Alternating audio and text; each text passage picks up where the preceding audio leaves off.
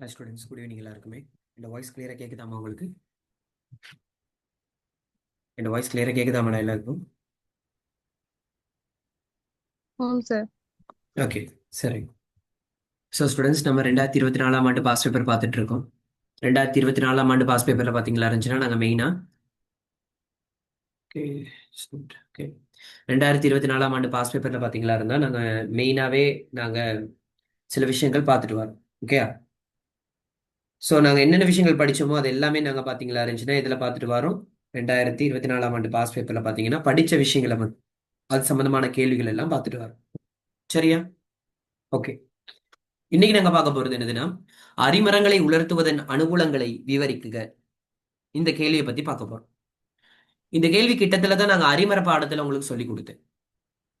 அரிமரம் சம்பந்தமான பாடத்துல பாத்தீங்கன்னா இந்த கேள்வி உங்களுக்கு நான் சொல்லி கொடுத்தேன்.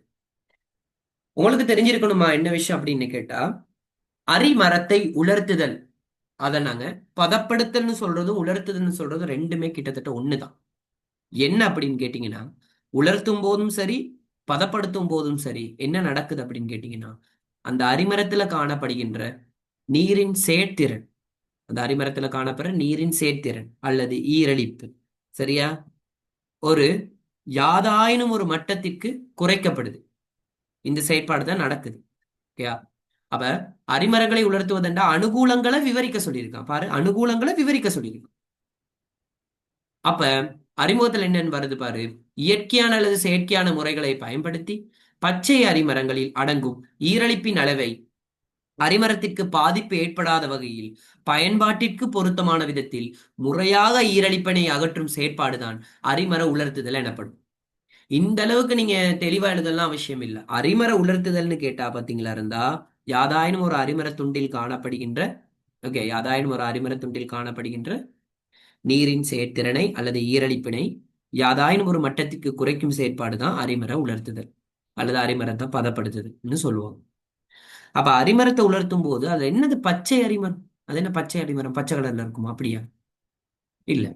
பச்சை அரிமரம்னு சொல்றது என்னதுன்னு கேட்டீங்கன்னா இளமையான அரிமரம். அதாவது ஒரு அரிமரத்தை நீங்க ஃபர்ஸ்ட் வெட்டுறீங்க தெரியுமா?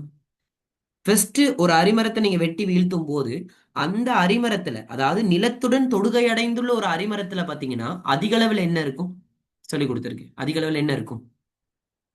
நீரடக்க சதவீதம் இருக்கும். அதிக அளவு ஈரலிப்பு இருக்கும். எத்தனை வீதத்தை விட அதிகமா இருக்கும்னு சொல்லி கொடுத்தேன்னா ஞாபகம் இருக்கா? anyone? எத்தனை வீதத்தை விட அதிகமா இருக்கும்னு சொல்லி கொடுத்தேன்னா ஞாபகம் இருக்காமா? சொல்லுங்கடாமா, யாரு? யாராவது சொல்லுங்க. ஒரு அரிமரத்தை சொல்லுடா தம்பி, சொல்லு. 80%. 80% விட அதிகமா ஈரடிப்பு இருக்கும். ம். விளங்குதா? அதை நாங்க இந்த மாதிரி பதப்படுத்தல் உலர்த்துதல் இந்த மாதிரி கருமங்கள் நாங்க செய்யும் போது பாத்தீங்கன்னா அதுல அரிமரத்தின் ஈரலிப்பு சதவீதம் பாத்தீங்களா இருந்துச்சுன்னா குறையும். விளங்குதா? யாதாயினும் ஒரு மட்டத்துக்கு குறையும். ஓகேயா? அதுக்காக தான் நாங்க அரிமரத்தை உலர்த்துறோம். சோ இது நல்ல வரைவிலக்கணம். எப்படி? இயற்கையானது அல்லது செயற்கையான முறைகளை பயன்படுத்தி பச்சை அரிமரங்களில் அடங்கும் ஈரலிப்பின் அளவினை அரிமரத்திற்கு பாதிப்பு ஏற்படாத வகையில் பயன்பாட்டிற்கு பொருத்தமான விதத்தில் முறையாக ஈரலிப்பினை அகற்றும் செயற்பாடு தான் அரிமர உலர்த்துதல். இப்படி அரிமரத்திற்கு பாதிப்பு ஏற்படாத வகையில் பயன்பாட்டிற்கு பொருத்தமான விதத்தில் முறையாக ஈரலிப்பினை அகற்றும் செயற்பாடு தான் எவ்வாறு அழைக்கப்படும்? அரிமர உலர்த்துதல் என அழைக்கப்படுகின்றது. சோ இதை என்னைக்குமே நீங்க மறந்துடாதீங்க. ஓகே, அப்ப அடுத்ததா பாத்தீங்களா இருந்தா அரிமர உலர்த்தல்கிட்ட பாத்தீங்களா இருந்தா அரிமர உலர்த்தலின் அனுகூலங்களை பத்தி பார்க்க போறோம். அரிமர உலர்த்தல் அனுகூலம்னா உனக்கு தெரியும் என்ன? ஒரு அரிமரத்துல காணப்படுற நீரடக்க சதவீதம் அல்லது ஈரலிப்பு சதவீதத்தினை குறைக்கும் போது நிறைய அனுகூலம் இருக்கு அரிமரத்தில். உங்களுக்கு சொல்லி கொடுத்துருக்கு. அதுல முதலாவது அரிமர சேதங்களை தவிர்த்த. அப்ப அரிமரத்துக்கு எப்ப சேதங்கள் கூடவா இருக்கும்? அரிமரங்களுக்கு சேதங்கள் எப்ப கூடவா இருக்கும்? அந்த அரிமரத்தின் ஈரலிப்பு சதவீதம் அதிகமா இருக்கும் போது அரிமரத்துல சேதங்கள் கூடவா இருக்கும். கூடுதலா அரிமரங்களுக்கு ஏற்படுற சேதங்கள் எதன் மூலமாக ஏற்படும் நினைக்கிறீங்க? அரிமரத்தை தாக்குற பீடைகள் மூலமாகவும் அதே பங்கசுக்கள் மூலமாக, கூடுதலாக நுண்ணங்கிகள் மூலமாக அரிமரத்துக்கு சேதம் விளைவிக்க சான்சஸ் இருக்கு. அப்ப அரிமர சேதங்களை தவிர்த்தல் என்பது என்னதுன்னு கேட்டீங்கன்னா விளக்கம் கொடுத்திருக்கா. என்னதுன்னு கேட்டா, அரிமரத்தை உலர்த்தினா அரிமரம் சுருங்குதல் அல்லது விகாரம் அடைதல் என்ன செய்யப்படும்? குறைக்கப்படும் சொல்லி கொடுத்துரு. அப்ப உனக்கு தெரிஞ்சிருக்கணும், ஒரு அரிமரத்தை உலர்த்தும் போது சார் சுருங்கும் தானே சார் கட்டாயம் அப்படின்னு கேட்டா, எஸ் கட்டாயம் சுருங்கும். ஏன்? நீர் வெளியேறனாலதான். ஆனா பெரிய அளவுல சுருக்கம் ஏற்படாது. ஏன்னா உனக்கு தெரியும், அரிமர உலர்த்தலின் போது நாங்க அதிக அளவுல அகற்றப்படுறது எந்த நீர்? அரிமரத்துல எந்த நீர் அகற்றப்படும்? சுயாதீன நீர். Yes. சுயாதீன அப்ப சுயாதீன நீர் அகற்றும் போது உனக்கு நான் சொல்லி கொடுத்திருக்கேன். சுயாதீன நீர் முற்றாக அகற்றப்பட்ட பின்னர் பிணைவு நீர் அகற்றப்படும் போதுதான் அந்த அரிமரத்துல என்ன ஏற்படும்? மாற்றம் ஏற்படும். அது சொல்லி கொடுத்தவனுக்கு எந்த நிலையை அடையும் வரைக்கும் மாற்றம் ஏற்படாது. நார் நிரம்பல். S, very good. நார் நிரம்பல். நார் நிரம்பல் நிலையை அடைய வரைக்கும் பாத்தீங்களா இருந்தா என்ன செய்யாதுன்னா மாற்றம் ஏற்படாது. நார் நிரம்பல் நிலையை அடைஞ்ச பின்னர் தான் வடிவத்தில் என்ன ஏற்படும்? மாற்றம் ஏற்படும். அப்போ ஒரு அரிமர சேதங்களை தவிர்த்தல் என்பது பாயிண்ட். அதுக்கான விளக்கம் சுருங்குதல் அல்லது விகாரமடைதல் என்ன செய்யப்படும்? குறைக்கப்படும். ரெண்டாவது, உறுதித்தன்மை நிரந்தரமான தன்மை என்பது அதிகரித்தல். ஓகேயா? சோ ஞாபகம் வச்சுக்கோ, உறுதித்தன்மைன்னு எழுதினாவே போதும். நிரந்தர தன்மை எல்லாம் அது புது வேர்ட். சோ உறுதித்தன்மை அதிகரித்தல் எழுதினாவே போதுமானது. உறுதித்தன்மை அதிகரித்தல் அப்படின்னா அதுல விளக்கம் கொடுத்திருக்காங்க. ஒரு உலர் அரிமரமானது எப்படி? ஒரு உலர் அரிமரமானது பச்சை அரிமரத்துடன் ஒப்பிடுகையில் உறுதியாக இருப்பதுடன் இதன் வடிவத்திலும் மாற்றம் அடையாம இருக்கும். அது என்ன உலர் அரிமரம், பச்சை அரிமரம்? உலர் அரிமரத்துல என்ன செய்யப்படும்னா நீரடக்க சதவீதம் குறைச்சிருக்கும். பச்சை அரிமரத்துல பாத்தீங்கன்னா நீரடக்க சதவீதம் அதிகமா இருக்கும். இத ரெண்டையும் ஒப்பிடும் போது எதுல உறுதி கூடன்னு கேட்டா உலர் அரிமரத்துலதான் உறுதி கூட. யாராவது சொல்லு பாப்ப எதுனாலன்னு சொல்லி விளக்கம் சொல்லு பாப்ப எனக்கு இதுக்கு. எதுனால? நீ யோசிக்கணும் என்ன விஷயம்னா, சிம்பிளா சொல்றேன் உனக்கு. உனக்கு தெரியும் ஒரு அரிமரத்தின் அடர்த்தி அதிகம்னா அதுல உறுதித்தன்மை என்னது? அதிகமா இல்லையா? அதிகம். எஸ். அப்ப நீ யோசிக்கணும் என்னதுன்னு கேட்டீங்களா இருந்தா, ஒரு அரிமரத்துல பச்சை அரிமரத்துல பாத்தியா இருந்தா களக்குழிகள் களத்திடைவெளிகள் எல்லாமே என்னத்தால நிரம்பி இருக்கும்? என்னத்தால நிரம்பி இருக்கும் ஒரு பச்சை அரிமரத்துல? நீரினால். Very good. இப்ப உலர் அரிமரத்துல என்ன நடக்கும்? உலர் அரிமரம்னா அதுல என்ன இருக்காது? களத்திடைவெளிகளிலும் இதுலயுமே களக்குழியிலையும் என்ன இருக்காது? நீர் இருக்காது. அப்ப நீர் இருக்காத போது அந்த உலர் அரிமரத்தின் கனவளவு எப்படி இருக்கும்? பச்சை அரிமரத்தோட ஒப்பிடக்குள்ள உலர் அரிமரத்துல கனவளவு குறைவா இருக்குமா கூடவா இருக்குமா? குறைவாய். Yes, very very good. அடர்த்தி சமன் திணிவின் கீழ் கனவளவு. சோ கனவளவு குறைவா இருக்கும் போது அடர்த்தி கூடிரும். அப்ப அடர்த்தி கூடிச்சுன்னா உறுதித்தன்மை என்ன நடக்கும்? கூடும். அதனாலதான் உலர் அரிமரத்தோட ஒப்பிடக்குள்ள பச்சை அரிமரத்துல பாத்தீங்கன்னா உறுதி குறைவா இருக்கும். எதுல உறுதி கூடவா இருக்கும்? உலர் அரிமரத்துலதான் கூடவா இருக்கும். அப்ப உனக்கு தெரியும் வடிவத்தில் மாற்றம் என்பது எதுல ஏற்படும்? கூடவா? பச்சை அரிமரத்திலேயோ உலர் அரிமரத்திலேயோ வடிவம் மாற்றம் அடைகிறது அப்படின்னு என்னது? சுருங்குறது, விரிகிறது, இல்லாட்டி விகாரம் அடைகிறது. இதெல்லாம் எதுல கூடவா இருக்கும்? பச்சை அரிமரத்திலேயோ உலர் அரிமரத்திலேயோ? உலர் அரிமரம். டேய், பச்சை அரிமரம். பச்சை அரிமரத்துலதான் பாத்தீங்கன்னா டக்குனு விகாரங்கள் ஏற்படும். காரணம் என்னன்னு கேட்டீங்கன்னா நீர் காரணமாக. புரியுதா? இப்போ உனக்கிட்ட கேக்குறேன், ஒரு உலர்வான அரிமரத்தை உன்னால உடைக்க முடியுமா அப்படின்னு கேட்டா கஷ்டம்.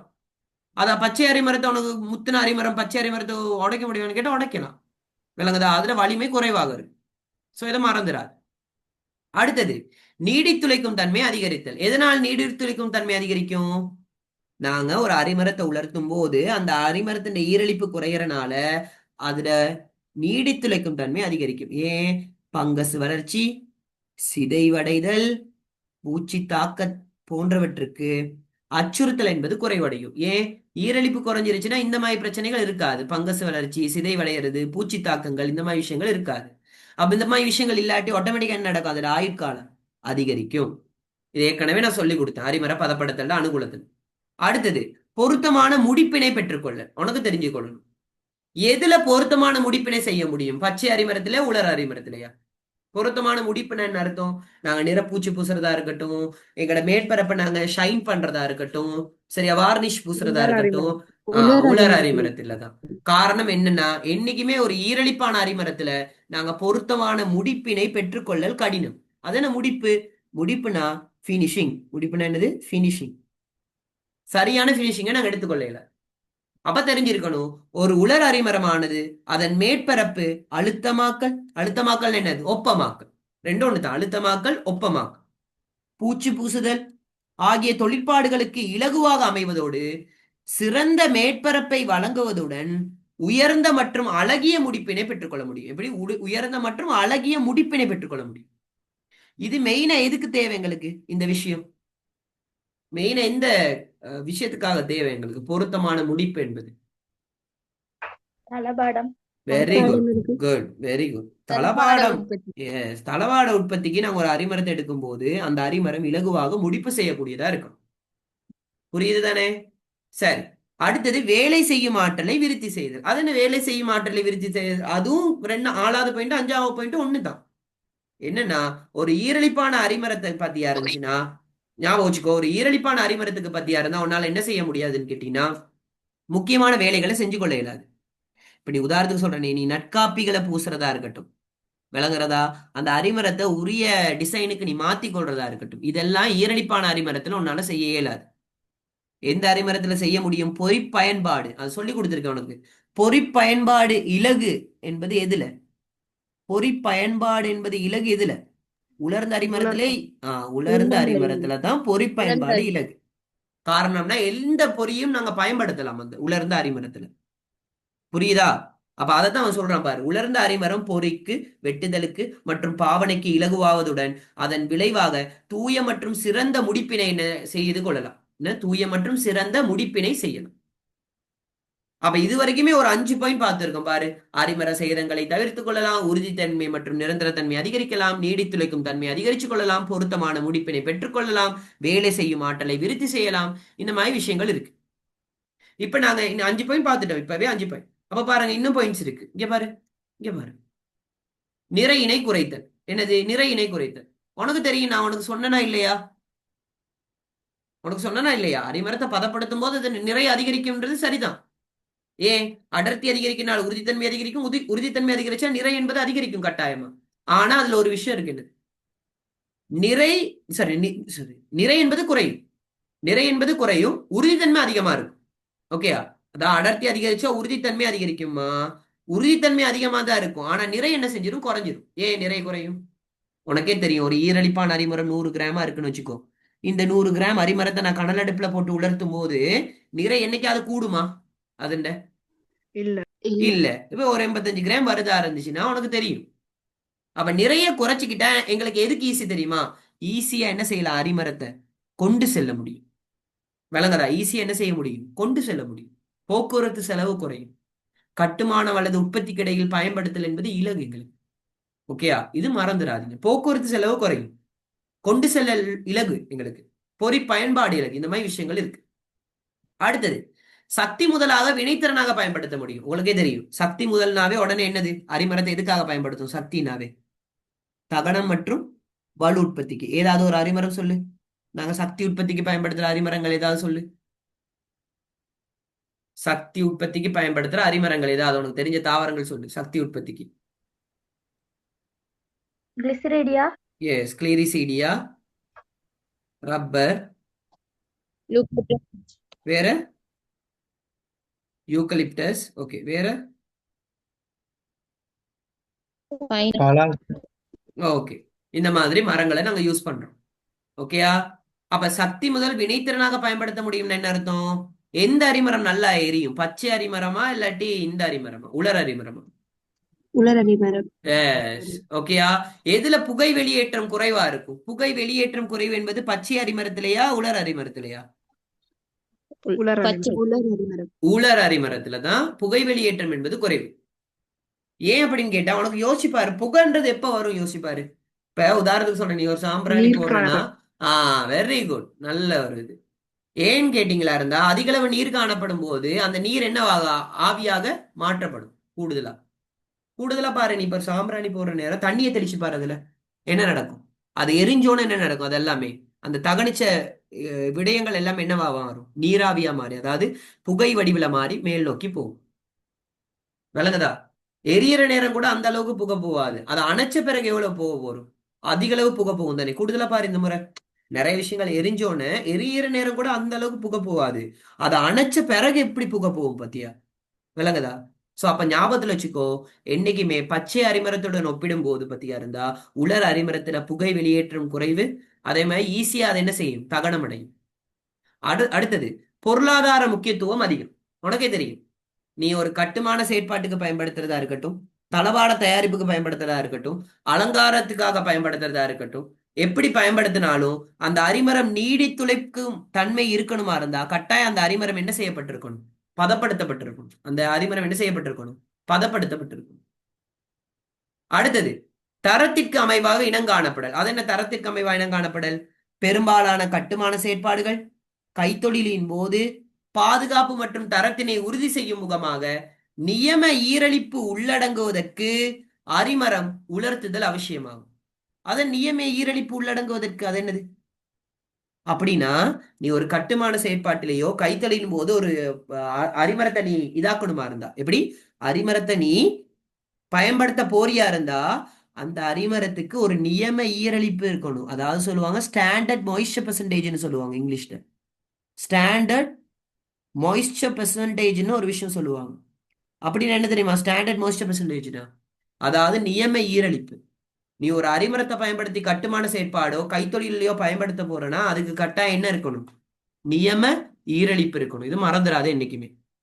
ஓகே, என்ன இருக்கணும்? நியம ஈரலிப்பு இருக்கணும். இது என்னைக்குமே மறந்துடாது. உனக்கு தெளிவா சொல்லித்தாரு. நியம ஈரலிப்பு இருக்கணும். ஓகேயா? அப்பதான் எங்களுக்கு எது ஈஸி? அதை கட்டுமான செயற்பாட்டுக்கோ கைத்தொழிலுக்கோ பயன்படுத்துறது ஈஸி. பாதுகாப்பும் அதிகமா இருக்கும். விளங்குதா? சரி, அப்ப எத்தனை பாயிண்ட் இருக்கு? 9 பாயிண்ட் இப்ப நீங்க இங்க எழுதியிருக்கு. இதை தவிர உனக்கு ஏதாவது பாயிண்ட் உனக்கு ஞாபகம் வருதா? இதை தவிர எத்தனை வேற என்ன பாயிண்ட் இருக்கு சொல்லு. இதை தவிர அரிமர உலர்த்தல் அனுகூலம். இதை தவிர வேற என்ன பாயிண்ட்? நட்காப்பு செய்வது இலகு, நட்காப்பிகளை பயன்படுத்துவது இலகு. விளங்குதா? சோ இந்த மாதிரி பாயிண்ட் எழுதலாம். வேற என்ன எழுதலாம்? அரிமர உலர்த்தல் அனுகூலத்துல நோய்பீடை தாக்கங்களை தவிர்த்து கொள்ளலாம். ஓகே, வேற வேற அரிமர உலர்த்தல் அனுகூலம். இதை தவிர எல்லாமே நாங்க பார்த்த எல்லாமே பார்த்தாச்சு. அப்போ உனக்கு தெரிஞ்சிருக்கணும் ஒரு பாயிண்ட் எப்படி எழுதுறான், அந்த பாயிண்ட் எப்படி விளங்கப்படுத்துறான்ற தெரிஞ்சுக்கோ இன்னைக்குமே. பாருங்க முதலாவது சிம்பிளா சொல்றேன் பாரு. அரிமர சேதங்களை தவிர்க்கிறது. இதுக்கு நீ என்ன விளக்கம் எழுத போற? அரிமரம் சேதம்னா என்ன அர்த்தம்? அரிமரம் 2 விதத்துல சேதம் அடையும். ஒண்ணு அரிமரம் சுருங்குதல் விரியுதல், இல்லைன்னா அரிமரம் விகாரம் அடையுதல். இதை ரெண்டையும் குறைக்கிறதுக்காக தான் நாங்க என்ன செய்யறோம்? அரிமரத்தை உலர்த்துறோம். அவ்வளவுதான் விஷயம், விளக்கம். ரெண்டாவது இதை பாரு, உறுதித்தன்மை மற்றும் நிரந்தரத்தன்மை அதிகரித்தல். உறுதித்தன்மை எப்ப அதிகரிக்கப்படும்? அரிமரத்தில் உள்ள ஈரலிப்பு குறைச்சா. ஈரலிப்பை குறைக்கிறதுக்காக தான் நீ என்ன செய்யற? உலர்த்தல் செய்யற. அப்ப உலர்த்தலின் மூலமாக ஈரலிப்பானது குறைக்கப்பட்டு அந்த அரிமரத்தின் உறுதித்தன்மை என்பது அதிகரிக்குது. உறுதித்தன்மை அதிகரிக்கும் போது அரிமரத்துல வடிவத்துல மாற்றம் இருக்குமா இருக்காதா? உறுதித்தன்மை அதிகரிக்கும் போது அந்த அரிமரத்துல இலகுவாக மாற்றம் வருமா, இல்லாட்டி மாற்றம் அடையாம இருக்குமா? சொல்லுங்கம்மா. அந்த அரிமரத்துல உறுதித்தன்மை அதிகரிக்கும் போதுமா டக்குன்னு அதுல வடிவத்துல மாற்றம் அடையுமா, இல்லைன்னா மாற்றம் அடையாம அந்த மாதிரி உறுதியா இருக்குமா? மாற்றம் அடையாம இருக்கும். ஓகேயா?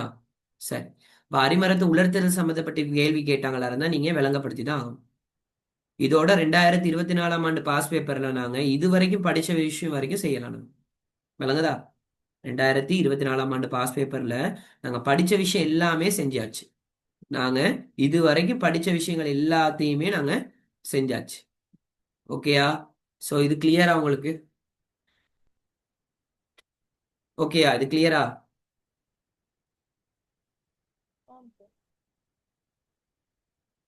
சரி, ஓகே. சோ ஓகே, இதுல ஒரு கேள்வி ஒண்ணு கேட்டிருக்கான் பாரு.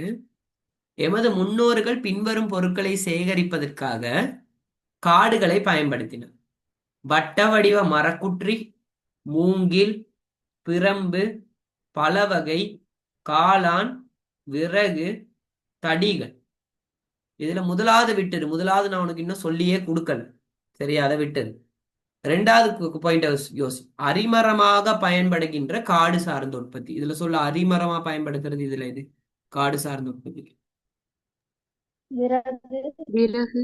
விறகு மற்றும் வட்ட வடிவ மரக்குற்றிகள். இதுதான் அரிமரமாக பயன்படுத்தக்கூடிய காடு சார்ந்த உற்பத்திகள். மிச்ச மூங்கிலா இருக்கட்டும், பிரம்பா இருக்கட்டும், பலவகை, காளான், தடிகள், இது எல்லாமே எதுக்காக பயன்படுத்தப்படுகின்றதுன்னு கேட்டீங்கன்னா அரிமரம் சாராத உற்பத்திகள். இது எல்லாமே என்னது? அரிமரம் சாராத உற்பத்திகள். இது மறந்துடாது. அரிமரத்துக்கு நாங்க பயன்படுத்தப்படுற காடு சார்ந்த உற்பத்திகள்னா நான் அதை எதுக்கு பயன்படுத்தணும்? ஒண்ணு நான் எதுக்காக பயன்படுத்தணும்? அதை பொருளாதார முக்கியத்துவம் உள்ள ஒரு விஷயத்துக்காக நான் அதை பயன்படுத்தணும். விளங்குதா? எப்படி தளபாடம் அமைக்கிறதா இருக்கட்டும், கட்டுமான செயற்பாடா இருக்கட்டும், எரிபொருளா இருக்கட்டும், அடுத்தது வேற என்ன அலங்கார உற்பத்திக்கா இருக்கட்டும், இந்த மாதிரி விஷயங்கள் எல்லாமே என்னது அரிமரமாக பயன்படுத்தக்கூடிய காடு சார்ந்த உற்பத்தி. இதே நான் சாப்பாட்டுக்காக பல வகை காளான், மூங்கில், அந்த மாதிரி விஷயங்கள், சில சில விஷயங்கள், பிரம்பங்கொடி அலங்காரத்துக்காகவோ இல்லாட்டி அந்த மாதிரி விஷயத்துக்கு பயன்படுத்தும் போது அதெல்லாம் அரிமரம் அல்லாத காடு சார்ந்த உற்பத்தி கொண்டு வரும். இது மறந்துடாது. இது இன்னும் படிச்சே கொடுக்கல நான் உனக்கு. சரியா? படிச்சு கொடுக்கும்போது நீ ஆன்சர் பண்ணணும். சரியா? இந்த கேள்வி சொல்லி தந்த பிறகு சொல்லு. ஓகே, இங்க பாரு, இங்க ஒரு கேள்வி வந்திருக்கு பாரு. செறிவாக ஓகே, கவனி, நல்லா கவனிச்சுக்கோ. இந்த கேள்வியை பயில செய்யலாம். இங்க பாரு, பயிர் செய்கையின் போது நிலம் தயார்படுத்தலுக்காக பல்வேறு கருவிகள் மற்றும் உபகரணங்கள் பயன்படுத்தப்படுகின்றன. முதலாவது, நிலம் தயார்படுத்தல் செயற்பாட்டின் போது உழவு இயந்திரத்தின் அடிப்படை பணி யாதுன்னு கேட்டிருக்காங்க. நில தயார்படுத்தல் என்ன அர்த்தம்டாமா? நில தயார்படுத்தல்னா என்னதுடி? ஃபர்ஸ்ட் சொல்லு. நில நிலப்பண்படுத்தல். பண்படுத்தல். ஓகே, நில பண்படுத்தல் செயற்பாட்டின் போது உழவு இயந்திரத்தின் அடிப்படை பணி என்னன்னு கேட்கிறான். உழவு இயந்திரம்ன்றது என்னது? First tractor. டிராக்டர். நீ சொல்றிய, எனக்கிட்ட நான் கேட்கிறோம் கிட்ட டிராக்டரை வச்சு மட்டும் மண்ணை உழ முடியுமா? ஏலா. ஏலாது. டிராக்டருக்கு பின்னாடி என்ன வேணும் எனக்கு? பண்படுத்தும் உபகரணம். சரி, பண்படுத்தல் உபகரணம்னா என்னது? கலப்பை. வெரி குட், கலப்பை. இப்ப சொல்லு, கலப்பைய மட்டும் வச்சு உன்னால உழ முடியுமா? உழுதல் நடைபெற முடியுமா? உனக்கு தொடர்ச்சியா செய்ய முடியுமா? ஏலாது. ஏலாது. சில கலப்பைய வச்சு செய்யலாம், நீ சில கலப்பைய வச்சு செய்யலாம். விளங்குதா? ஆனா எல்லா பெரும்பாலான கலப்பைகளுக்கு பாத்தீங்கன்னா வலுன்றது அவசியம், புற வலுன்றது அவசியம். புற வலுன்னா என்ன அர்த்தம்? அது மனித வலுவா இருக்கலாம், விலங்கு வலுவா இருக்கலாம், பொறிமுறை வலுவா இருக்கலாம்.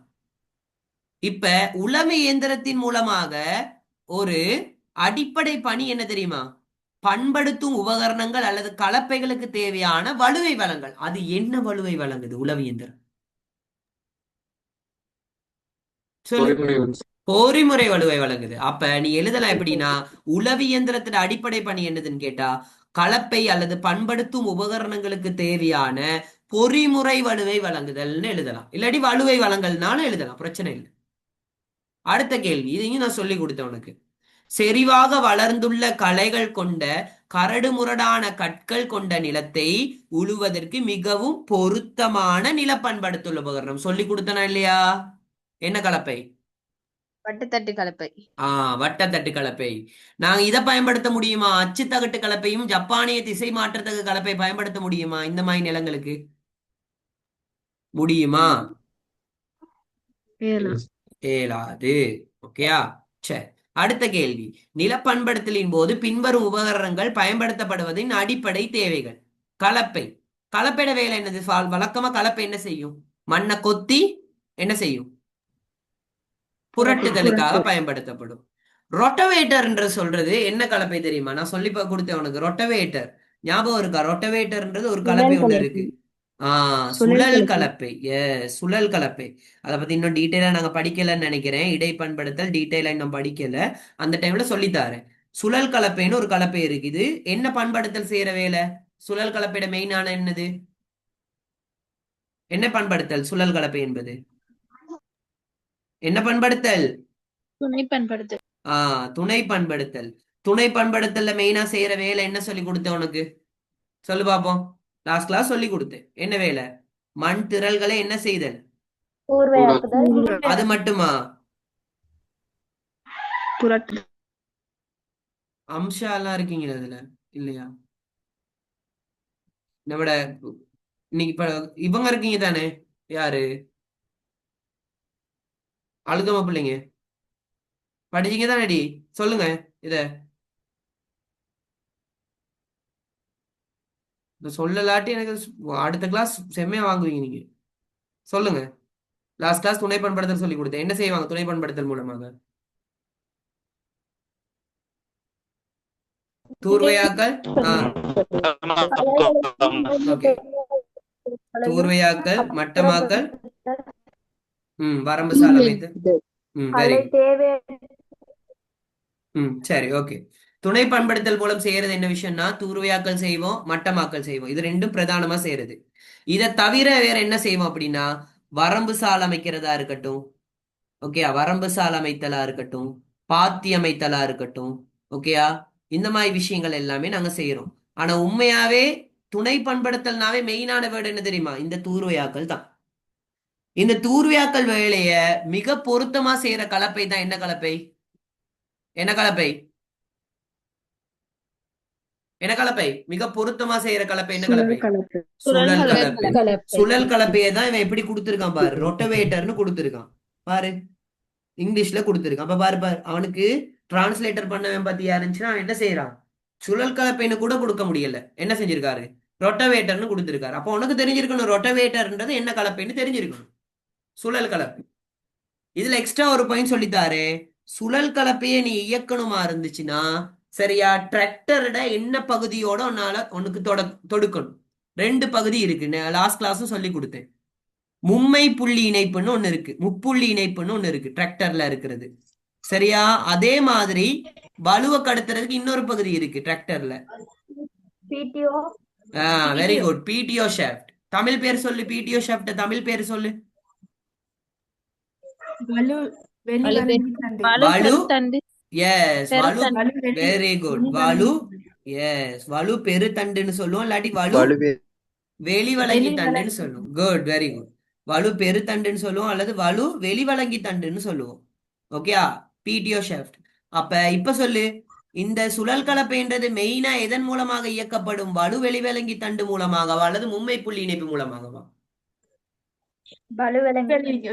எஸ், பிடிஓ ஷாஃப்ட் மூலமா தான் இயக்கப்படும். இது மறந்துடாது, இதுல அடுத்த கிளாஸ் நான் சொல்லித்தரேன். மண்டே இருக்குது என்ன கிளாஸ், ஓகேயா, மறந்துடாத. பிடிஓ ஷாஃப்ட் மூலமா இயக்கப்படுகின்ற கலப்பை என்ன கலப்பை? சுழல் கலப்பை. ஓகேயா, சரி, மறந்துடாத. புரியுதா? அப்ப நான் சொல்லி கொடுக்கறது உனக்கு புரியுதா? கிளியரா? சரிம்மா, ஓகே. சோ நான் அடுத்த கிளாஸ்ல அடுத்த கிளாஸ்ல இன்னும் கிளாஸ் முடியல. அடுத்த இந்த கிளாஸ்ல இதுல 12ஆம் பாடம் படிக்கும் போது இந்த விஷயங்களை படிப்போம். அடுத்த கிளாஸ்னோட கிளாஸ் முடியல, சரியா. அடுத்த கிளாஸ்ல நம்ம இது படிக்கும் போது, அதாவது நம்ம யூனிட் 12 அடுத்த கிளாஸ்ல பாத்தீங்கன்னா நாங்க இந்த விஷயத்த பார்ப்போம், சரிதானே? Okay, so okay. அடுத்தது இது சொல்லி கொடுத்ததானடாமா, இது இது செஞ்சது தானே, நம்ம சொல்லி கொடுத்தோம் தானே இதுல, இல்லையா? இது சொல்லி கொடுக்கலையா? சொல்லி கொடுத்தோம் தானே? இது ஓகே தானே? ஓகே, சரி. இதுவும் செஞ்சீங்க, இதுவும் சொல்லி கொடுத்தேன் உங்களுக்கு. ஓகே, இதுவும் சொல்லி கொடுத்தேன் நினைக்கிறேன். இது சொல்லி கொடுத்தது நம்ம உங்களுக்கு யூனிட் 11 படிச்ச பிறகு இதை சொல்லி கொடுத்தேன். ஓகே சரி, ஓகே. இது எல்லாமே நம்ம சொல்லி கொடுத்ததுதான். இப்போ 2024ஆம் ஆண்டு பாஸ் பேப்பரை எடுத்து பிரிண்ட் பண்ணி செய்ய ஆரம்பி, சரியா. தயவு செஞ்சு சொல்றேன் உனக்கு, அதுதான் சரி. இப்ப எனக்கு சொல்லு, இதுக்கு பதில சொல்லு எனக்கு. இதுக்கு பதில சொல்லு, இந்த கேள்வி 16வது கேள்விக்கு பதில சொல்லு.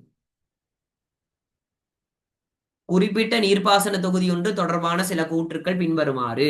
இக்கூற்றுக்களை பயன்படுத்தி 16ஆம் வினாவிற்கு விடையளிக்குக. ஆரம்ப செலவு அதிகமா, பயிர் தாவரங்களில் பரந்த வேர் தொகுதியை ஊக்குவிக்காதுன்னு கொடுத்திருக்கு, மேற்பரப்பில் பாய்ந்தோடும் நீர் மற்றும் ஆவியாதலை குறைக்கும்னு கொடுத்திருக்கு, வினைத்திறன் அதிகமானதுன்னு கொடுத்திருக்கு. இதுல சிம்பிளா என்ன பார்த்தாவே சொல்லலாம் உனக்கு இது எந்த நீர்ப்பாசனம்? துளி நீர்ப்பாசனம். ஏன்னா இதுல ஃபர்ஸ்ட் விட்டுறேன், சிம்பிளா சொல்றேன். ஆரம்ப செலவு அதிகம்னாவே உனக்கு தெரியும் ரெண்டுக்கும் அதிகம் தான். ஆனா ரெண்டையும் ஒப்பிடக்குள்ள எதுக்கு அதிகம்? துளிக்குதான் கூட. சரி, விட்டுரு, அதை விட்டுறேன். ரெண்டாவது போய், பயிர் தாவரங்களில் பரந்த வேர் தொகுதியை ஊக்குவிக்காது. உனக்கு தெரியும் என்னைக்குமே துளி நீர்ப்பாசனம் பரந்த வேர் தொகுதியை என்னைக்குமே ஊக்குவிக்காது. ஏன் அப்படின்னு கேட்டீங்கன்னா, துளி நீர்ப்பாசனத்துல வேர் தொகுதிக்கு நேரடியாக நீர் வழங்கப்படுது, விளங்குதா? அந்த இடத்துல அது பரந்த வேர் தொகுதி என்னைக்குமே ஊக்குவிக்காது. மேற்பரப்பில் பாய்ந்தோடும் நீர் மற்றும் ஆவியாதல் என்ன செய்யும்? குறைக்கும், சரியா. அதே மாதிரி வினைத்திறன் அதிகமானது. இதுல ஆவியாதலை குறைக்கும் வந்தாவே இதுல நாங்க தூவல் எழுத முடியுமா? தூவல் முறை நீர்ப்பாசனம் குறிப்பிட முடியுமா எங்களால? இதுக்கு தூவல் முறை நீர்ப்பாசனம் குறிக்க முடியுமா? தூவல் முறை நீர்ப்பாசனத்துல ஆவியாதல் எப்படி? தூவல் முறை நீர்ப்பாசனத்துல ஆவியாதல் எப்படி? அதிகம். ஓகேயா? இப்ப 16வதுக்கு எத்தனையாவது? ஒன்றாவது. சோ 16வதுக்கு ஒன்றாவதுன்னா எத்தனையாவது ஆன்சர்? என்ன ஆன்சர் பாருங்க. துளிநீர் பாசனம். அப்ப ஓகே தானே? அப்ப நம்ம யோசிச்சது சரியே விளங்குதா? சோ இந்த இதே மாதிரி பேட்டர்ன் கேள்வி 2023லயும் தந்திருக்கான். அப்ப கேள்வி பாத்தீங்கன்னா சாரி, இந்த கேள்வியை பாரு. அரிமரத்தை இயற்கையாக உலர விடுதல். உனக்கு தெரியும் அரிமரத்தை உலர்த்துறதுக்கு 2 மெத்தட் பயன்படுத்துறோம். என்னென்ன மெத்தட் சொல்லு? இயற்கையான முறை, மெத்தட், செயற்கையான செயற்கையான முறை. மெத்தட். இயற்கையான மெத்தட்ல உனக்கு ஒன்னே ஒண்ணுதான் இருக்கு மெயினா. சரி, இது சரி. வழியில் இயற்கையான உலர்த்தல். ஓகே வழியில் ஓகே வழியில் உலர்த்தல் என்பது இருக்கு. அதே மாதிரி இயற்கையான மெத்தட்ல இன்னொன்னு இருக்கு. என்னது? சூரிய ஒளியை பயன்படுத்த சூரிய ஒளியில உலர்த்துறது. ஓகேயா? அதே மாதிரி உனக்கு தெரியணும் செயற்கையா உலர்த்தல்னா என்னது? கனல் அடுப்பில் கனல் அடுப்பில் உலர்த்தல். அது மட்டுமா இருக்கு? கனல் அடுப்பில் உலர்த்தல் மட்டுமா இருக்கு செயற்கையா உலர்த்தல்ல? இல்ல சார். என்னென்ன இருக்கு? மின்சக்தி உலர்த்தல், மின்சக்தி முறை மூலமாக, வெற்றிட முறை மூலமாக, வேற என்ன சொல்லி கொடுத்தேன்? வேற என்ன முறை உலர்த்தல்ல? மின்சக்தி முறை, பொறிமுறை மூலம், அடுத்தது வெற்றிட முறை மூலமாக, வேற என்ன சொல்லி கொடுத்தேங்க? நீராவியை பயன்படுத்தி நீராவியை பயன்படுத்தி உலர்த்துறது. இந்த மாதிரி நிறைய விஷயங்கள் இருக்கு. இப்ப இந்த கேள்வியை பாரு. அரிமரங்களை இயற்கையாக உலர விடுவதுன்னு ஒரு பிரதான அனுகூலம். இதை வாசிச்சுட்டு எனக்கு சேட்ல விடைய போடு பார்ப்போம். இதை வாசிச்சுட்டு 18 அரிமரங்களை இயற்கையாக உலர விடுவதுன்னு ஒரு பிரதான அனுகூலம் சொல்லு பார்ப்போம். சேட்ல போட்டு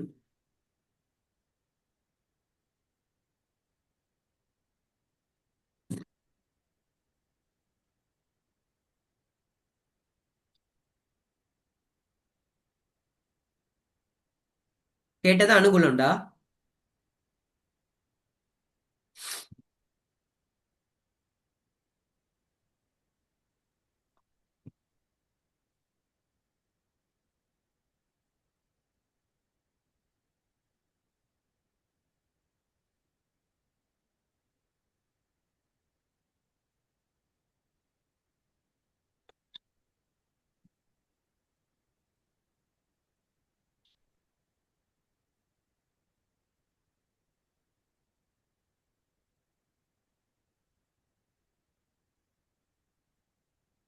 ஓகே, இது நீ வாசிக்கும் போதே உனக்கு தெரிஞ்சிடும் இதுக்கான விடை என்னதுன்னு சொல்லிட்டு உனக்கு வாசிக்கும் போதே தெரிஞ்சிடும். இப்ப பாரு, இதுல கொடுத்ததை பாரு. 18வது கேள்வி. அரிமரங்களை இயற்கையாக உலர விடுவதன் ஒரு பிரதான அனுகூலம் கொடுத்திருக்கு. சரியா? இப்ப 5 ஆன்சரையும் வாசிப்போம். துரிதமாக உலர்தல். ஓகே, துரிதமாக உலர்தல். பூச்சிகளின் தாக்கத்திற்குட்படும் தன்மை குறைவடைதல். திறனற்ற தொழிலாளியை பயன்படுத்தக்கூடியதாக இருத்தல். அடுக்கி வைப்பதற்கான இடத்தேவை குறைவாக இருத்தல்.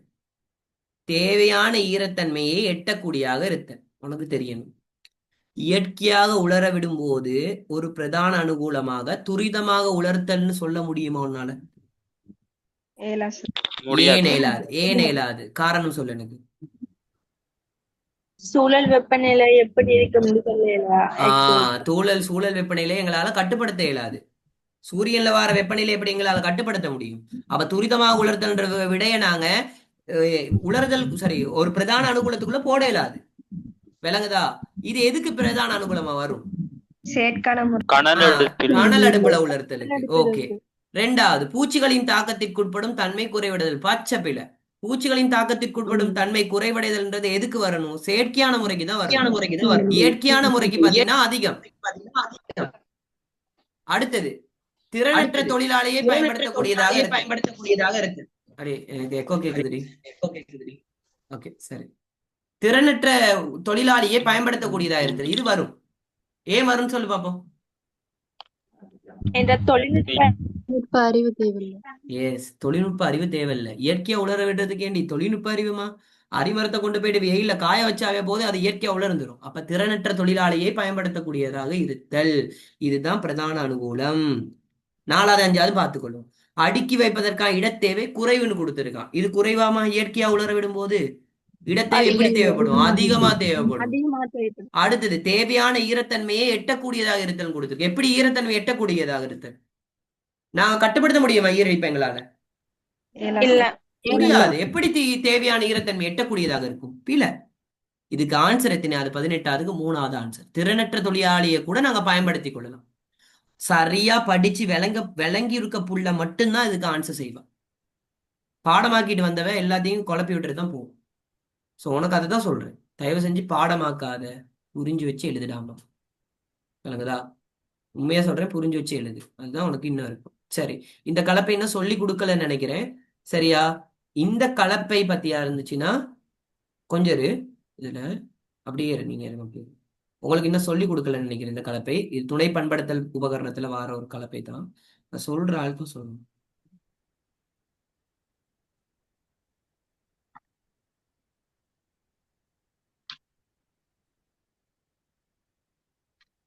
தரகாட்டவன் பிள்ளை யார் இருக்கா அதுல? பாவமா இருக்கத்தானே? ஃபார்மா சொல்லு, இது என்னதுன்னு? இது என்ன கலப்பை? முற்பலகம். கலப்பை. முட்கலப்பை. ஓகே, முட்கலப்பைனா இதுல உண்மையான பெயர் என்னது? இது என்ன கலப்பை? உண்மையான கொழுப்பி என்ன? கலப்பை. கொழுப்பி. வெரி குட், கொழுக்கி கலப்பை. கொழுக்கி கலப்பைக்கு மறுபெயர் தான் என்ன இருக்கு? முட்கலப்பை, பட்கலப்பை, இந்த மாதிரி பேர் இருக்கு. சரிதானே? ஓகே, இதுல கொழுக்கி கலப்பைன்னு பேர் இருக்கா அதுல? இல்ல. சரியா? முட்கலப்பைன்னு பேர் இருக்கா? முட்கலப்பைன்னு பேர் இருக்கா அதுல? இல்ல, முற்பல் இல்ல, கலப்பை. முட்கலப்பைன்னு பேர் இல்ல. சரியா? பட்கலப்பைன்னு பேர் இருக்கா? இல்ல. இல்ல. இல்ல. அப்ப இதுல எப்படின்னா, உனக்கு பாத்தியா இருந்துச்சுன்னா நீ தெரிஞ்சிருக்கணும் என்ன தெரியுமா? இது ஒரு துணை பண்படுத்தல் உபகரணம். நேத்து கிளாஸ்ல கூட நான் சொல்லி கொடுத்தேன். துணை பண்படுத்தல் உபகரணத்தை நாங்க 2 பேர்ல அழைக்கலாம். அதுல பொதுவான பேர் இருக்கு. துணை பண்படுத்தல் உபகரணங்களுக்கு எல்லாமே பொதுவான பேர் இருக்கு. என்ன தெரியுமா? ஹரோ வகை உபகரணங்கள்னு சொல்லுவாங்க. ஹரோ வகை. ஓகேயா? இப்படி ஹரோ வகை உபகரணம் சொல்லுவாங்க. இல்லனா பரம்படி கருவின்னு சொல்லி சொல்லுவாங்க. எப்படி? துணை பண்படுத்தல் உபகரணங்களுக்கு ஒரு பேர் இருக்கு. ஹரோ வகை உபகரணம் சொல்லுவான், இல்லாட்டி பரம்படி கருவின்னு சொல்லி சொல்லுவாங்க. சரிதானே? ஓகே, இப்ப பாரு, வரம்பு சால் அமைக்கும் கருவி வருமா? வராது. கோணம் களை கட்டி வருமா? இது வரவே வராது. லேசான இரும்பு கலப்பை வருமா? வரவே வராது. ஏன்? லேசான இரும்பு கலப்பைன்றது எதுக்குள்ள வாரது? முதன்மை பண்படுத்தல் உபகரணத்துக்குள்ள வாரது. மட்ட ஹரோ. யோசிச்சு பாரு, இதை பார்த்தா மட்டப்படுத்தல் செய்யற மாதிரியா இருக்கு? இதை பார்த்தா மட்டப்படுத்தல் செய்யற மாதிரியா இருக்கு? இல்ல. சரியா? ஆனா இதுக்கு ஆன்சர் எத்தனையாவது ஆன்சர்? 5வது ஆன்சர் தான். அதுல பாரு, அவன் கொடுத்திருக்கான் பாரு, முட்பல் ஹரோன்னு கொடுத்திருக்கான். விளங்குதா? முட்பல் ஹரோ அப்படின்னா உனக்கு தெரிஞ்சிருக்கணும், நீ கெஸ் பண்ணணும். எப்படி? இது கொழுக்கி கலப்பை. கொழுக்கி கலப்பைக்கு மறுபெயர் இருக்கு, முட்கலப்பை அல்லது பட்கலப்பை. அவன் புது பேர் ஒன்று கொடுத்திருக்கான், முட்பல் ஹரோ. நான் எதுக்கு தெரியுமா உனக்கு இங்கிலீஷ் வேர்ட்ஸ் எல்லாமே எல்லாத்துக்குமே சொல்லி கொடுத்துட்டு போறேன்? காரணம் இதுக்காக தான். ஏன்னா அவன் டிரான்ஸ்லேட் பண்ணும் போதுமா, டிரான்ஸ்லேட் பண்றவங்க அவங்க எப்படி டிரான்ஸ்லேட் பண்ணுவாங்க? நம்ம டிரான்ஸ்லேட் பண்றவங்க இருக்காங்க தானே, அவங்க 100% இதுல என்ன சொல்றது, இத பத்தி தெரிஞ்சவங்களா இருக்க மாட்டாங்க. அவங்க டிரான்ஸ்லேட் பண்ணும்போது பாத்தீங்கன்னா அவங்க ஒரு விதமா டிரான்ஸ்லேட் பண்ணுவாங்க. ஆனா அந்த வேர்டை நாங்க எதுல படிச்சிருக்க மாட்டோம்? தியரியில படிச்சிருக்க மாட்டோம். ஆனா இங்கிலீஷ் வேர்டுன்றது என்னைக்குமே மாறாது. அதனாலதான் கூடுதலா ஹையர் எஜுகேஷன் எல்லாமே இங்கிலீஷ்ல இருக்கிறது நல்ல. உண்மையா சொல்றேன், நல்ல ஹையர் எஜுகேஷன் இங்கிலீஷ்ல இருக்கிறது அப்படி நல்ல. காரணம் உண்மையா நல்ல. ஏன்னா இங்கிலீஷ்லமா ஒரு வேர்டுனா அதுதான் வேர்டு, அதுக்கு மாற்று வேர்டுன்றது நிறைய வராது. தமிழ்ல தான் இந்த மாதிரி பிரச்சனை பாரு. விளங்குதா? இப்ப உதாரணத்துக்கு எடுத்துக்கிட்டா பாரு, ஸ்பைக் டூத் ஹரோன்னு கொடுத்துருக்கான். இவன் இந்த முட்பல் ஹரோன்றத பாத்தீங்கன்னா அவன் என்ன செஞ்சிருப்பான்? கூகுள் டிரான்ஸ்லேட்டர் நீ அடிச்சு பாரு. ஸ்பைக்னாமா முள்ளுன்னு அர்த்தம். சரியா? டூத்னா பல்லுன்னு அர்த்தம். ஹரோனா ஹரோக்கு மாத்த இயலாது, ஹரோன்னு போட்டு வச்சிருக்கான், முட்பல் ஹரோ. அப்ப நீ புரிஞ்சுக்கொள்ளணும், இது ஒரு வகையான என்ன கலப்பை? முட்பல் ஹரோ, அதாவது கொழுக்கி கலப்பை அல்லது இந்த கலப்பை. ஓகே, பட்கலப்பை அல்லது முட்கலப்பை. புரிஞ்சதா உனக்கு? கிளியரா? ஸோ இந்த மாதிரி விஷயங்கள் தெரிஞ்சிருக்கணும் கட்டாயமா. ஸோ தயவு செஞ்சு உனக்கு சொல்றேன் என்னன்னு கேட்டியா இருந்தா, படிக்கும் போது பாத்தீங்கன்னா புரிஞ்சு படி. விளங்குதா? பாடமாக்கி மட்டும் படிக்காத, தயவு செஞ்சு. பாடமாக்கி படிச்சு உன்னால ஒண்ணுமே செய்ய இயலாது. சார் இது எக்ரியில முற்பட்கலப்பைன்னு சொல்லுவாங்க சார். அக்ரில முட்பல் கலப்பை. விளங்குதா? இப்ப தமிழ் நாங்க இதுல பிஎஸ்டில முட்பல் கலப்பைன்னு வேர்ட் நாங்க படிக்கவே இல்லை. நீங்க இதுல கூட எடுத்து பாரு, கைடு கூட எடுத்து பாரு, அதுக்கு என்ன போட்டிருப்பான்? கொழுக்கி கலப்பைன்னு கொடுத்திருப்பான். இல்லைன்னா பாத்தியா இருந்தா முட்கலப்பை அல்லது பட்கலப்பை. இப்படித்தான் நாங்க பிஎஸ்டியை பொறுத்த வரைக்கும். அதுதான் விஷயம். அக்ரில உள்ள டேர்ம்ஸ் போடுற நேரம் தம்பி, நீ யோசிச்சு பாருடா, இதுல எத்தனை பிள்ளைங்க 3வது பாடம் அக்ரி எடுக்கிற பிள்ளைங்களா இருப்பாங்க?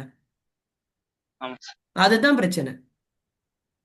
நான் உதாரணத்துக்கு நானே ஓப்பனா சொல்றேன். நான் உண்மையான சொல்றேன். நான் எதனால தெரியுமா? நான் அக்ரி எடுத்த ஆள் இல்லை. ஆனா அக்ரி படிச்சிருக்கேன். ஆ, அக்ரி எடுத்த ஆள் சரி. இல்லை. அதனால பாத்தீங்களா இருந்தா நான் விளங்கப்படுத்தும் போது பாத்தீங்கன்னா பிஎஸ்டில என்ன இருக்கோ அதை மட்டும் தான் நான் சொல்லி கொடுப்பேன். அதுதான் விஷயம். அக்ரி டீச்சர்ஸ் மார்க் என்ன செய்வாங்கன்னா அக்ரியில் உள்ள விஷயத்தை எல்லாத்தையும் பிஎஸ்டில போடுவாங்க. ஆனா அந்த ஆ, அளவுக்கு ஹார்டா இருக்காது பிஎஸ்டி. அக்ரி அளவுக்கு ஹார்டா இல்ல பிஎஸ்டி. அது மட்டும் ஞாபகத்துல வச்சுக்கோங்க என்னைக்குமே. அப்ப உங்களுக்கு நான் சொல்லி கொடுக்கும்போது நான் இங்கிலீஷ் வேர்டையும் சேர்த்தே சொல்லி கொடுப்பேன். அதை ஞாபகம் வச்சு எக்ஸாம்ல எழுதுங்க. தயவு செஞ்சு அதுதான் சொல்ல முடியும் எல்லாருக்கும். சரியா? ஸோ இங்கிலீஷ் வேர்ட்ஸ்ன்றது ரொம்ப முக்கியம். ஏன்னா நீங்க யூனிவர்சிட்டி போயிட்டு ஒரு வேளை பிபிஎஸ்டி டிகிரி எடுக்க போகும்போது கட்டாயமா டிலேஜ் லேண்ட் டிலேஜ்னு ஒரு பாடம் இருக்கு. அந்த பாடம் தான் நீங்க இங்க படிக்கிற என்ன பாடம்? நில பண்படுத்தல். ஓகேயா? ஸோ அதை மறந்துடாதீங்க. சரிதானே? ஓகே. ஸோ மற்றது எல்லாமே நம்ம பார்த்தாச்சு. ஓவராலா மற்ற எல்லாமே நாங்க ஓவரால் பார்த்தாச்சு. எல்லாமே விஷயங்கள் எல்லாமே சரியா? ஓகே, இதெல்லாம் பார்த்தாச்சு. ஓகே, இதெல்லாம் படிக்கல நாங்க இன்னும். ஸோ படிச்ச பிறகு பார்ப்போம். ஓகே, அவ்வளோதான் விஷயம். ஸோ இப்போ 2024ஆம் ஆண்டு பேப்பர் பார்த்தீங்களா இருந்தால் இனிதே நிறைவு பெறுகிறது. சரிதானே? அப்போ 2024ஆம் ஆண்டு பேப்பர்ல நாங்க இதுவரைக்கும் தியரியில படிச்ச விஷயங்கள் எல்லாமே பார்த்தாச்சு. படிக்காத விஷயங்கள் எல்லாமே நாங்க என்ன செய்வோம்? முழுமையா முடிச்ச பிறகு, ஓகே சாரி, முழுமையா நாங்க முடிச்ச பிறகு நாங்க என்ன செய்வோம் பார்ப்போம். சரிதானே? ஓகே, சரி. இப்ப கொஞ்சம் இன்னும் புரியல. சரியா? ஓகே. இப்ப நாங்க பார்க்க போறது பத்தியா இருந்துச்சுன்னா 2023ஆம் ஆண்டு பாஸ் பேப்பரை நம்ம எடுப்போம். 2023ஆம் ஆண்டு பாஸ் பேப்பர்.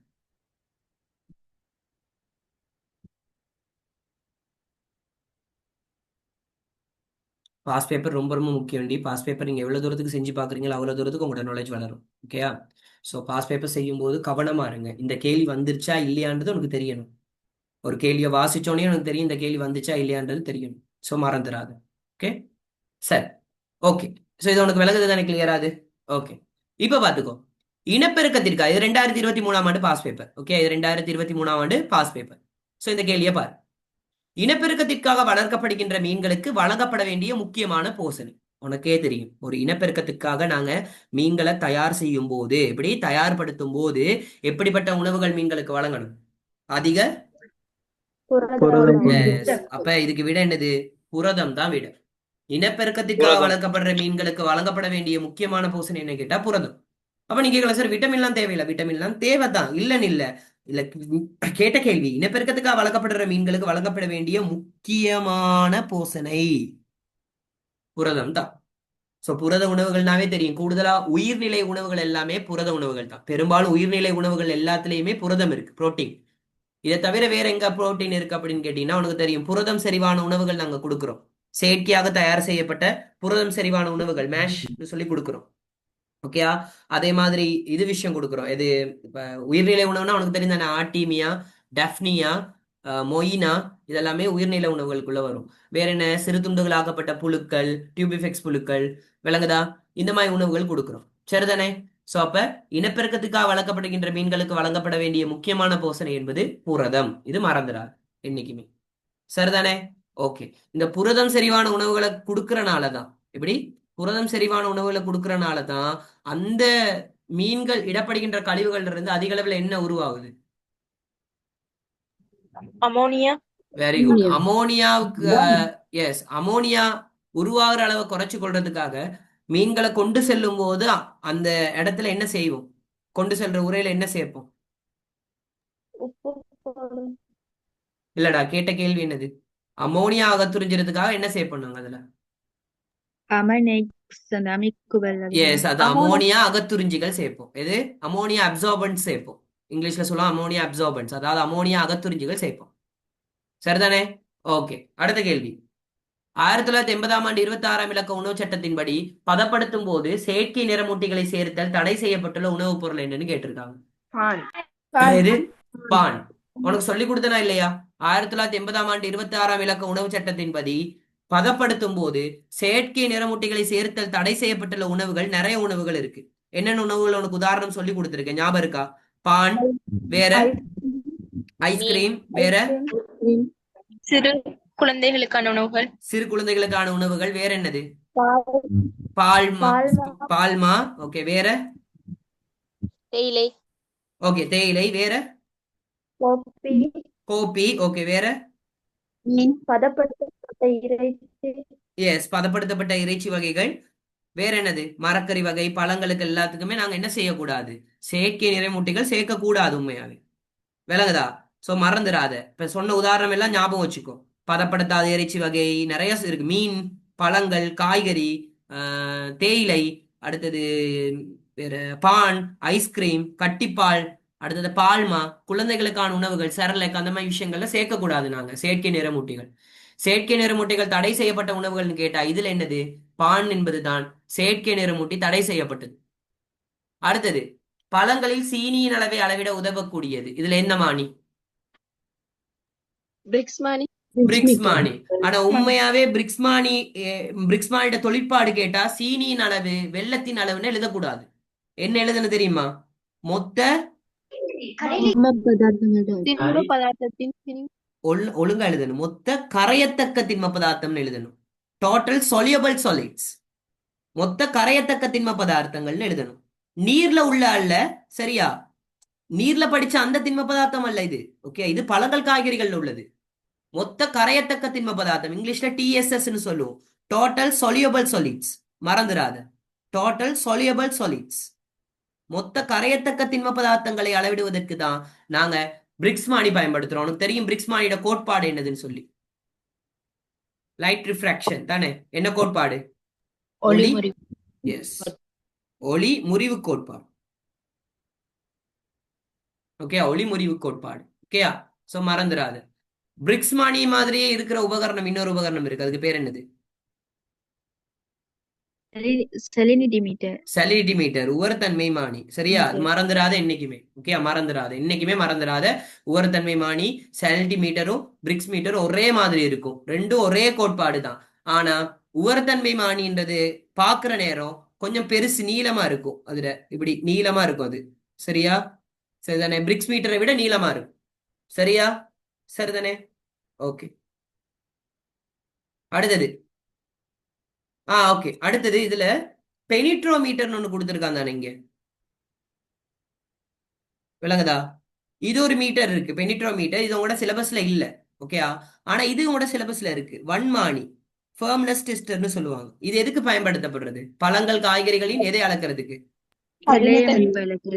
எதை? கடினத்தன்மை.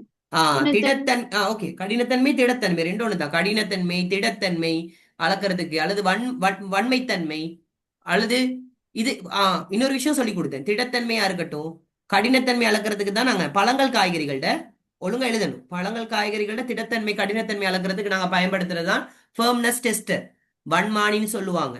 அப்போ உனக்கு தெரிஞ்சிருக்கணும், பழங்கள் காய்கறிகள்ல திடத்தன்மைன்னு சொல்றது எந்த இயல்பை குறிக்கும்? பழங்கள் காய்கறிகள்ட எதை குறிக்கும்? பழங்கள் காய்கறிகள் இலையமைப்பை குறிக்கும். ஓகே, இலையமைப்பை குறிக்கும், மறந்துடாத. ஓகேயா? இப்ப நான் கேக்குறேன், இலையமைப்பு உன்னால அளக்க முடியுமா முடியாது? முடியும்.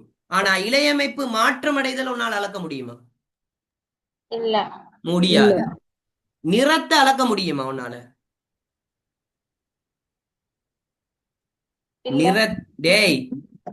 நிறத்தை அளக்க முடியுமா முடியாதா?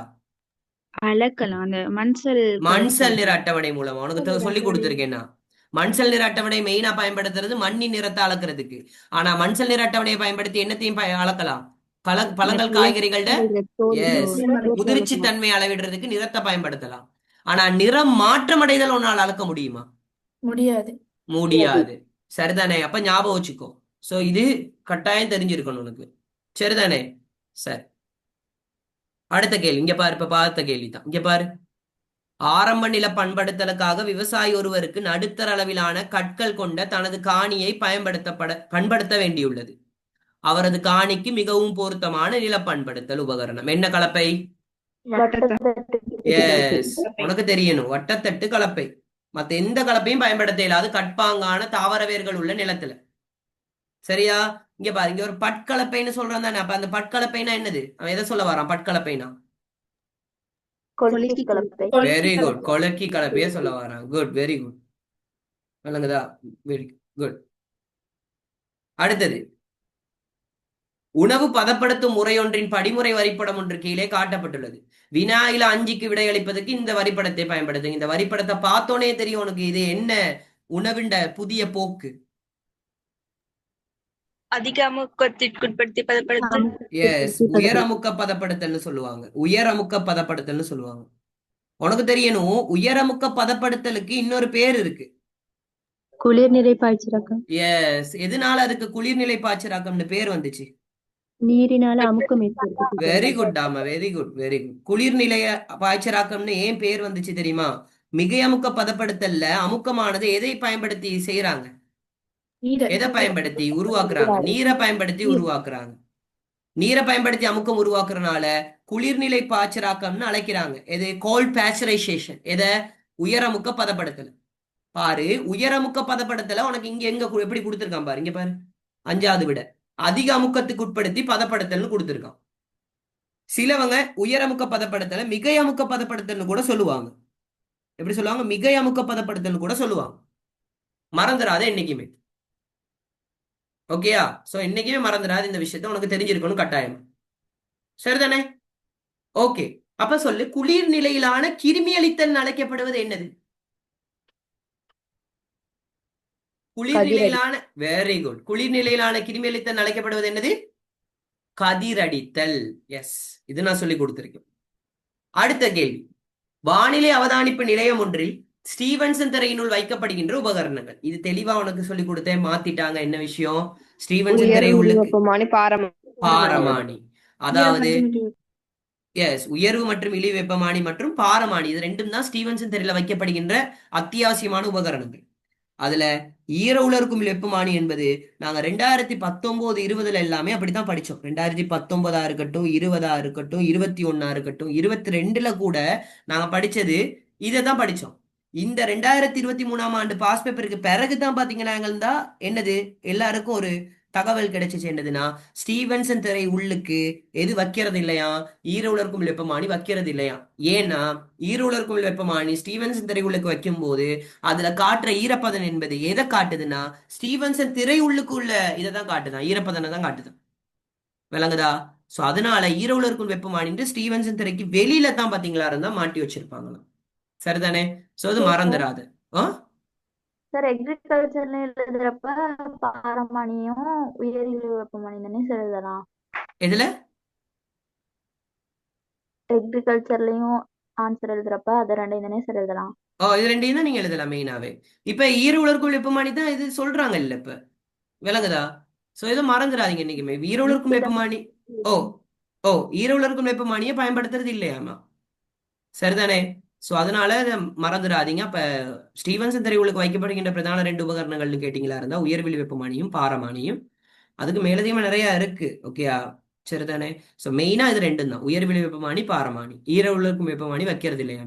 சரிதானே? அப்ப மறந்துடாதீங்க இது. ஆனா ஆரம்பத்துல 2019, 20 எல்லாமேடா ஸ்டீவன்சன் திரையில வைக்கப்படுகின்ற உபகரணங்கள்னு கேட்டாவே இது ரெண்டையும் தான் நாங்க எழுதுவோம். உயர்விழி வெப்பமானி மற்றும் ஈர உலர்க்கும் வெப்பமானி, இது ரெண்டு தான் வழக்கமா எழுதுறது. இப்ப கூட 2019ஆம் ஆண்டு பாஸ் பேப்பர்ல ஸ்ட்ரக்சர் எடுத்து பாரு. நீ 2019ஆம் ஆண்டு பாஸ் பேப்பர்ல ஸ்ட்ரக்சர் எடுத்து பாரு, இதே ஆன்சர் இருக்கும் பாரு. விளங்குதா? இப்பதான் என்ன சொல்றது, நிறைய பிழைகளை அவனுங்க திருத்திட்டு வரானுங்க. நாங்க திருத்துறது போது அவங்களே இப்பதான் நிறைய பிழைகளை திருத்திட்டு வராங்க கொஞ்சம் கொஞ்சமா. ஏன்னா டெக்னாலஜி இப்ப ஆரம்பிக்கப்பட்டது தானடாமா. அதுக்குன்னு அப்புறம் யோசிக்க கூட, ஐயோ அப்ப நாங்க நிறைய விஷயங்கள் பிழையா படிச்சிருக்கோமா? அதெல்லாம் ஒண்ணு இல்லை, 1, 2 மாறுபடும், அவ்வளவுதான். சரிதானே? அடுத்தது, மண்ணின் மின்கடத்தாறு மூலம் நேரடியாக மதிப்பிடுவது என்னது? மண்ணின் என்ன தன்மை? உவர்த்தன்மை. உனக்கு தெரிஞ்சிருக்கணும். அப்ப இப்ப நீ கேட்கலாம், சார் மண்ணின் மின்கடத்தாறு மூலமாக என்ன சார் நாங்க அளக்குறோம் அப்படின்னு கேட்டா, ஒருவேளை இதுல உவர்த்தன்மையும் கொடுத்திருக்கு, மின்கடத்து திறனும் கொடுத்திருக்குன்னு வச்சுக்கோ. அப்ப அங்க என்ன ஆன்சர் வரும்? மின்கடத்துதல். ஓகேயா? அப்ப அந்த மாதிரி கேள்வி வரும்போது அப்ப மறந்துடாது. அப்ப மண்ணின் மின்கடத்தாறு மூலம் நேரடியாக மதிப்பிடுவது மண்ணின் உவர்த்தன்மை தான். ஏன்னா உனக்கு தெரியும், உவர்த்தன்மையான மண்ணுல தான் மின்கடத்து திறனும் என்னது? அதிகம். ஓகேயா? சோ இதை மறந்துடாது. அப்ப உனக்கு தெரியும், உவர் மண்ணுல இஎஸ்பி பெருமானம் எத்தனை வீதத்தை விட கூடவா இருக்குமா குறைவா இருக்குமா? சொல்லுவா. அப்ப இஎஸ்பி பெருமானம் அப்படின்னா என்னது? பரிமாற்றக்கூடிய சோடியம் அயன்களோட சதவீதம். உவர் மண்ணுல 15 வீதத்தை விட கூடவா குறைவா? குறைவா குறைவு குறைவாக குறைவாக காணப்படும். காணப்படுது. எதுல கூட? காரமண். காரமண்ல தான் காரம். 15 வீதத்தை விட கூட. சோ இது மறந்துடாது என்னைக்குமே. ஈசி பெருமானம் எவ்வளவு ஒவ்வொரு மண்ல? 4 4 மில்லி. விட அதிகம். ஒழுங்கா எழுதணும். 4 மில்லி சீமென்ஸ் per சென்டிமீட்டரை விட அதிகம். எஸ் அதிகம். ஓகே, சோ இதை மறந்துடாது என்னைக்குமே. அடுத்தது இன்னொரு விஷயம் சொல்லுனேன். இந்த மாதிரி இந்த குறியீடு போடுறீங்க தானடாமா, இந்த குறியீடு போடாதீங்க நீங்க எக்ஸாம்ல எழுதும் போது. எழுதுங்க. ஏன்னா குறியீடு நிறைய பேருக்கு பிரச்சனையா இருக்கு அவங்களுக்கு. சரியா? நீ குறியீடு போடாத, எழுது. 15 வீதம்னா 15 வீதத்தை விட அதிகம்னு எழுது. 15 வீதத்தை விட அதிகம்னு எழுது. விளங்குதா? ஏன்னா அந்த குறியீடு போடும்போது நிறைய பேர் குழப்பி புரிஞ்சு கொள்றானுங்க எல்லாருமே. விளங்குதா? எல்லாருக்குமே குழம்புது அது குறியீடு போடுறது. 15 வீதத்தை விட அதிகம்னா, இப்ப பாரு, 15 வீதத்தை விட அதிகம்னா இப்படித்தான் போடுவோம் நாங்க. 15 வீதத்தை விட குறைவு அப்படின்னா என்ன அர்த்தம்னா இப்படிதான் போடும். 15 வீதத்தை விட அதிகம் நாடாமா 15 வீதம்ன்றது குறைவு. அப்ப குறைவானப்பா 15 வீதம் பக்கம் தான் இப்படி கூர்மையான முனை இருக்கும். அகன்ற முனை இந்த பக்கம் இருக்கும். இந்த பக்கம் எக்ஸோ இல்லாட்டி ஏதாவது தெரியா கணியம் இருக்குன்னு அர்த்தம். மேக்ஸ் படிச்சுட்டு தானே வரானுங்க எல்லாருமே. ஓகே, சோ அப்ப மண்ணின் மின்கடத்தாறு மூலம் நேரடியாக மதிப்பிடுவது மண்ணின் என்னது? உவர்த்தன்மை. சரிதானே? சோ இதை மறந்துடாது இன்னைக்குமே. அமிலத்தன்மை காரத்தன்மை அளக்கணுமா இருந்தா மண்ணின் எதை அளக்கணும் நாங்க? pH பெருமானத்தை அளக்கணும். சோ இது என்னைக்குமே மறந்துடாது. அடுத்தது, இது ஒரு நல்ல கேள்வி. இந்த கேள்வியை நான் செஞ்சிருக்கேன் 8ஆம் பாடம் படிச்சு கொடுக்கும் போது. உனக்கு உடன்பால் மாதிரி ஒன்றை நோட் பண்ணிக்கோ. உடன்பால் மாதிரி, ஓகேயா? உடன்பால் மாதிரி ஒன்றை ரசாயன பரிசோதனைக்கு உட்படுத்திய போது பின்வரும் தரவுகள் கிடைக்கப்பட்டன. SNF 9%. உனக்கு தெரியும் SNFனா என்னதுன்னு சொல்லி. என்னது SNFனா? Solid non fat. தமிழ்ல சொல்லு. சாலிட் நான் ஃபேட்டடாமா, தமிழ்ல சொல்லு. இப்ப கொழுப்பு அல்லாத திண்ம பதார்த்தங்கள். ஓகே, பாட்கொழுப்புனா என்ன சொல்லி கொடுத்துருக்கேனா இங்கிலீஷ்ல? Fat percentage. ஓகேயா? புரதம்னா புரோட்டீன். ஓகேயா? 3.3%. கனிப்பொருள்னா மினரல்ஸ். கனிப்பொருள்னா மினரல்ஸ் 0.7%. இதுக்கு வழக்கமா எல்லாரும் என்ன செய்வாங்கன்னா சொல்லவா, 100 வீதத்தை போடுவாங்க. 9 4 13 13 இங்கிட்டு 4 13 4 17. அப்ப 100ல இருந்து 17 கழிச்சா 83%. இப்படி போட்ட ஆக்களும் இருப்பீங்க. இப்படி போட்டா பிழை. சரியா? இப்படி போட்டா பிழை. நீங்க இப்படி போடக்கூடாது என்னைக்குமே. சரியா? உனக்கு தெரிஞ்சிருக்கணும். கேட்ட கேள்வி என்னதுன்னு பாரு. பால் மாதிரியில் அடங்கியிருக்க வேண்டிய நீரின் அளவு கேட்டிருக்கான்.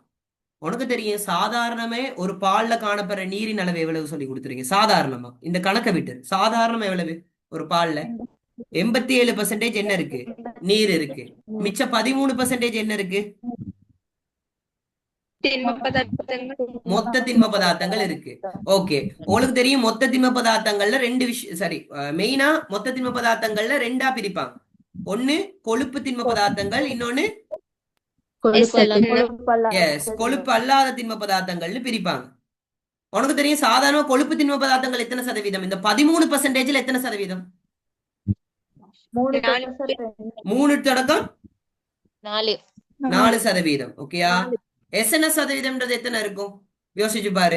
இங்க 13ல 3 to 4னா இங்க எவ்வளவு இருக்கும் மிச்சம்? 9 to 10. ஓகேயா? சோ மறந்துடாது.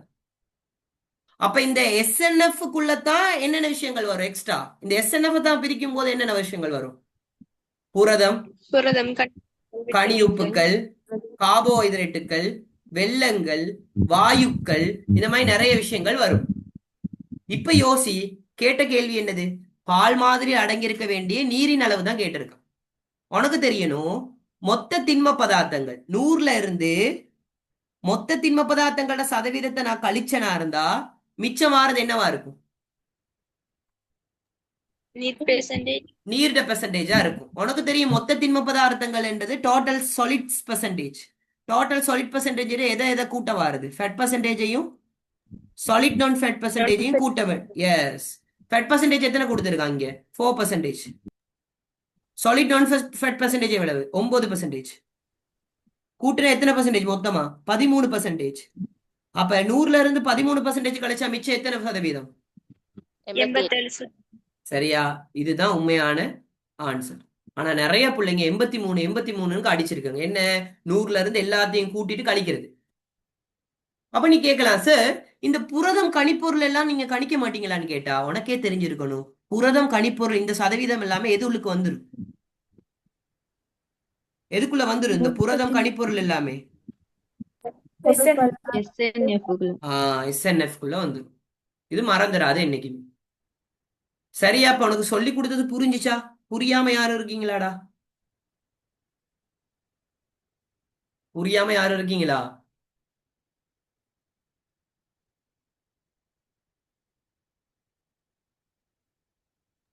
புரிஞ்சிச்சு சார். ஓகே. புரியாம யாரும் இருந்தீங்கன்னா கட்டாயம் தியரி ரெக்கார்டிங் சரி வாங்கி பார்த்துக்கோங்க. ஓகேயா?